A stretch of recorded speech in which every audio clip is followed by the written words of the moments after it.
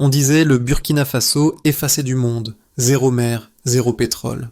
Pourtant, sur cette terre que les cartes ignoraient, un feu s'est levé, des champs rouges, des routes noires, des villages allumés comme des constellations humaines.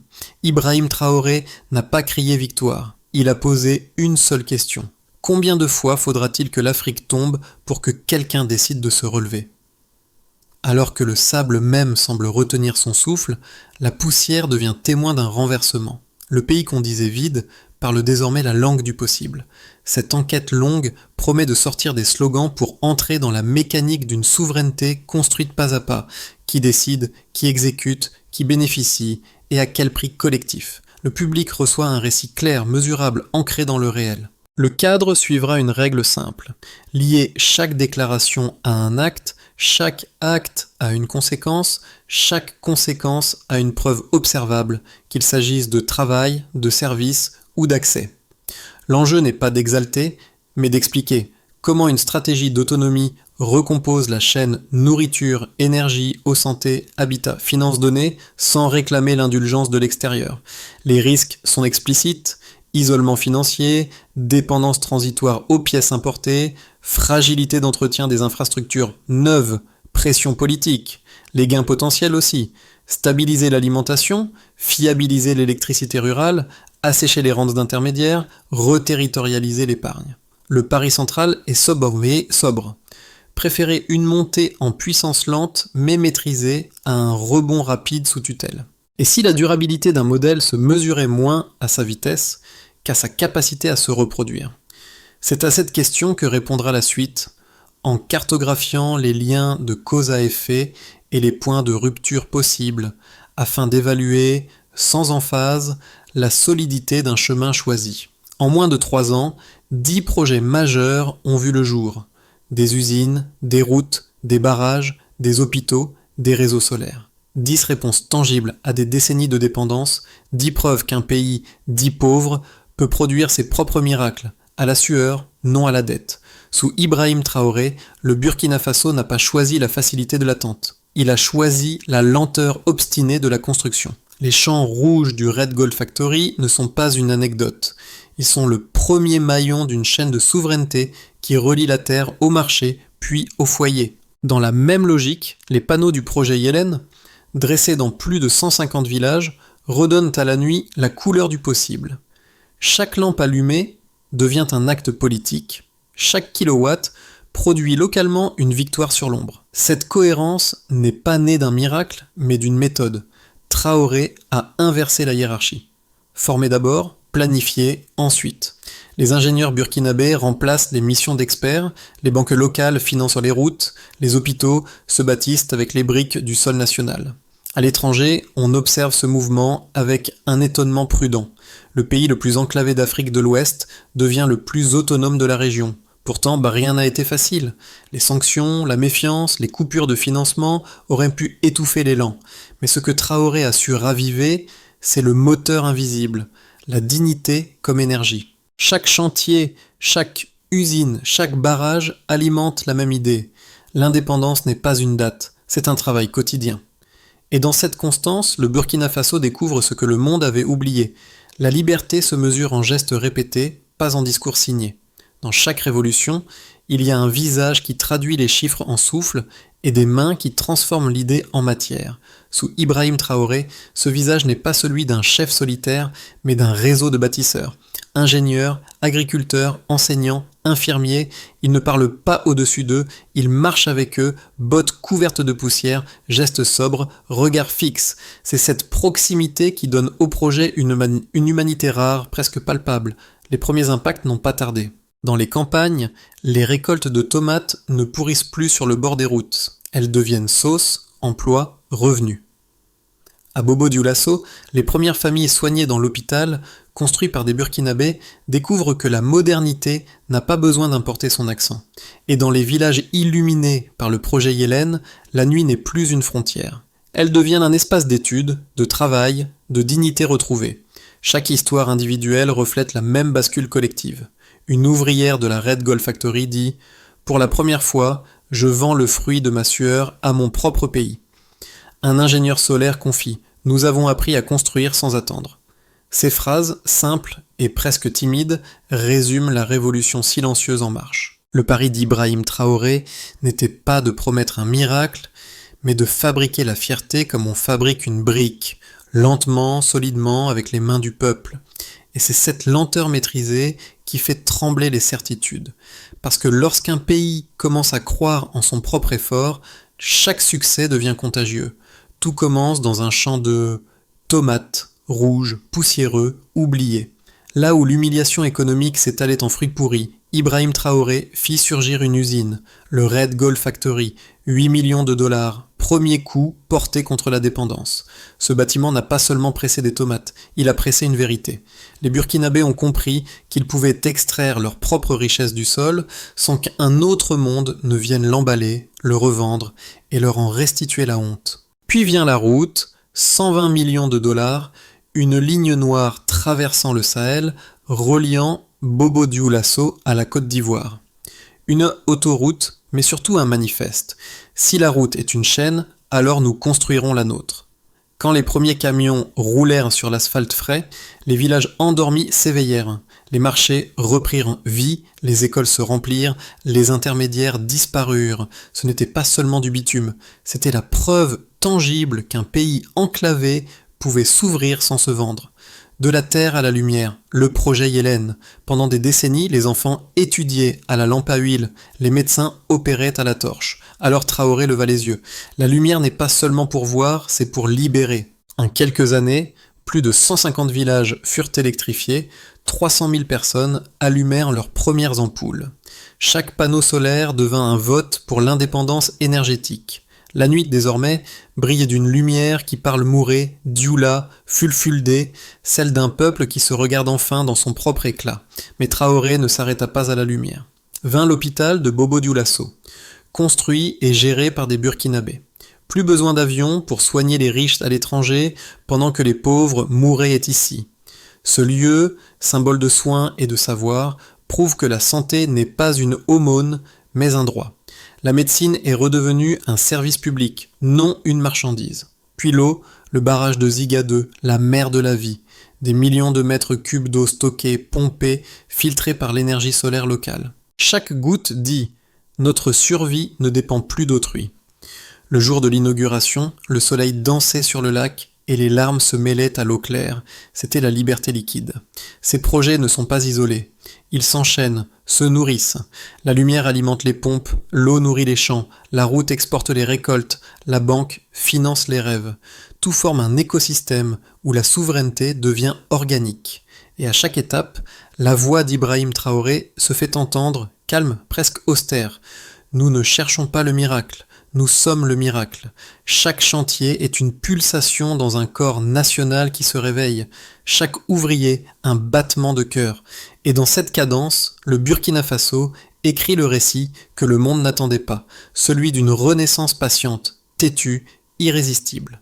Pour mesurer la portée réelle de cette transformation, il faut quitter les symboles et regarder les chiffres. Sous Ibrahim Traoré, le PIB du Burkina Faso a progressé de 7,4% en moyenne sur 3 ans, malgré les sanctions et la coupure de plusieurs canaux d'aide. Dans le même temps, la production énergétique domestique a bondi de 60%, tandis que la dépendance aux importations de carburant a reculé d'un tiers. Mais plus que les statistiques, c'est la cohérence des progrès qui impressionne. Chaque indicateur répond à une stratégie précise. L'agriculture d'abord, le Red Gold Factory emploie désormais 150 travailleurs permanents et assure des contrats à plus de 3000 producteurs. Les revenus des ménages agricoles dans les zones concernées ont augmenté de 45%, non pas par subvention, mais par la transformation locale. L'effet d'entraînement est visible jusque dans les villages voisins, où de nouvelles coopératives se forment pour produire le tomate d'or. Ce simple glissement de la vente brute à la valeur ajoutée redonne au travail paysan une dignité chiffrée. Sur le front énergétique, le projet Yélène alimente plus de 150 villages, couvrant près de 300 000 habitants. Chaque foyer économise en moyenne 18 000 francs CFA par mois en dépenses d'éclairage. Les écoles ouvertes le soir affichent une hausse de 22% de fréquentation et les centres de santé signalent une réduction de 30% des pertes de vaccins. Ce ne sont pas de simples lampes allumées, ce sont des heures de vie rendues au quotidien.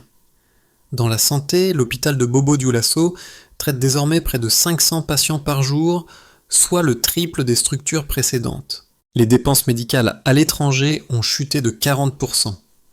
L'investissement initial d'environ 35 millions de dollars a été financé sans emprunt extérieur via un fonds public réinvestissant les excédents de la banque Burken. Là encore, la boucle se ferme. La finance locale soigne, littéralement, son peuple. L'eau, enfin, le barrage de Zigado assure un débit régulier pour plus de 600 000 personnes. Les pompes alimentées par énergie solaire réduisent la facture énergétique nationale de 12%, et chaque litre pompé symbolise un acte de souveraineté. Comme le dit Traoré lui-même, nous avons cessé de compter les promesses, nous comptons l'eau. Pris séparément, ces chiffres semblent modestes. Ensemble, ils dessinent une logique, celle d'une nation qui ne mesure plus sa force à la hauteur de ses dettes, mais à la densité de ses résultats. Le Burkina Faso n'a pas besoin d'être le plus riche pour être le plus libre. Il suffit qu'il possède ce qu'il produit et qu'il en décide l'usage. Chaque pourcentage, chaque kilowatt, chaque tonne d'eau est une victoire politique, gravée non dans les discours, mais dans la réalité mesurable. Et derrière ces lignes de données, il reste une vérité silencieuse. Les nombres ne mentent pas, mais ils ne suffisent pas.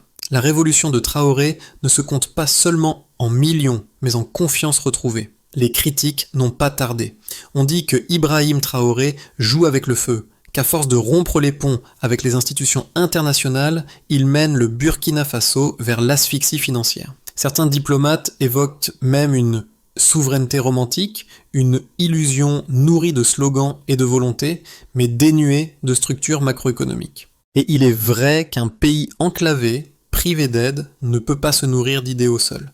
Mais Traoré ne nie pas le risque, il l'assume comme un prix de vérité. Lui répondent avec des faits.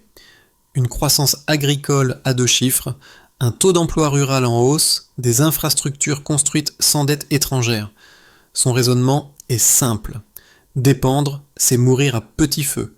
Agir, c'est respirer, même sous contrainte. Le calcul n'est pas émotionnel, il est stratégique.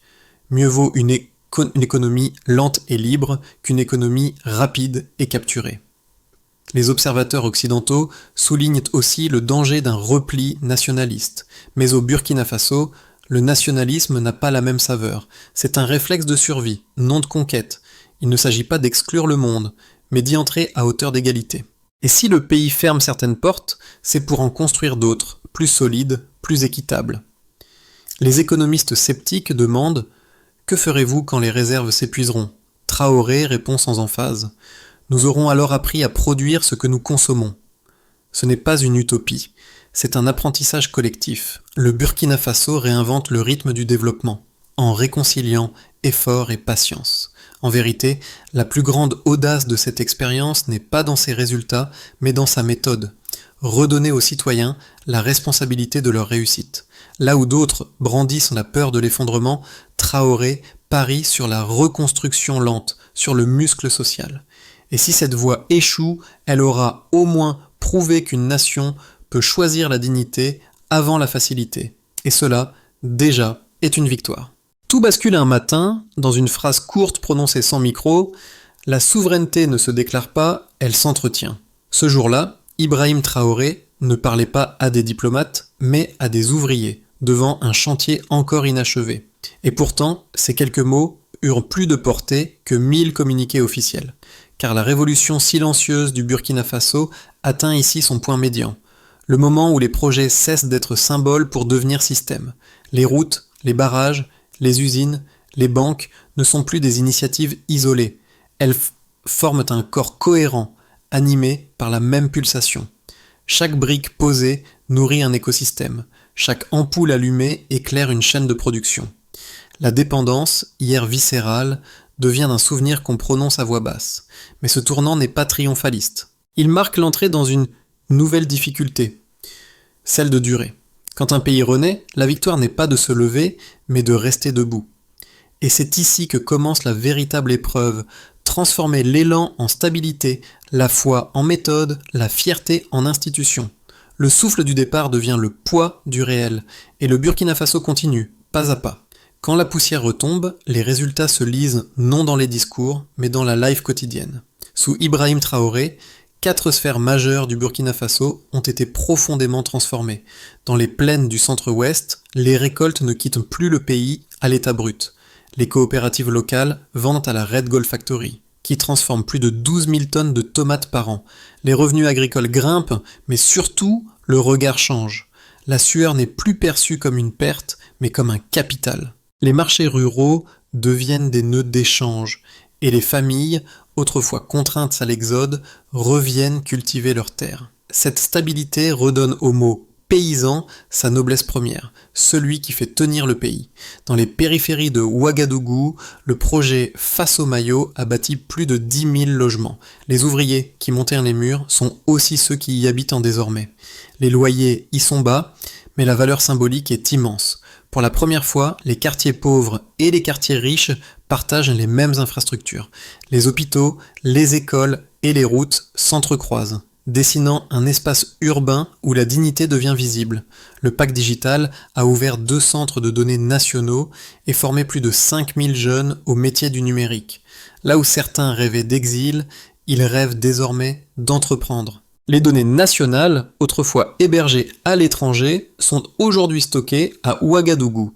Un simple fait, mais un symbole immense. La mémoire du pays appartient enfin à son peuple.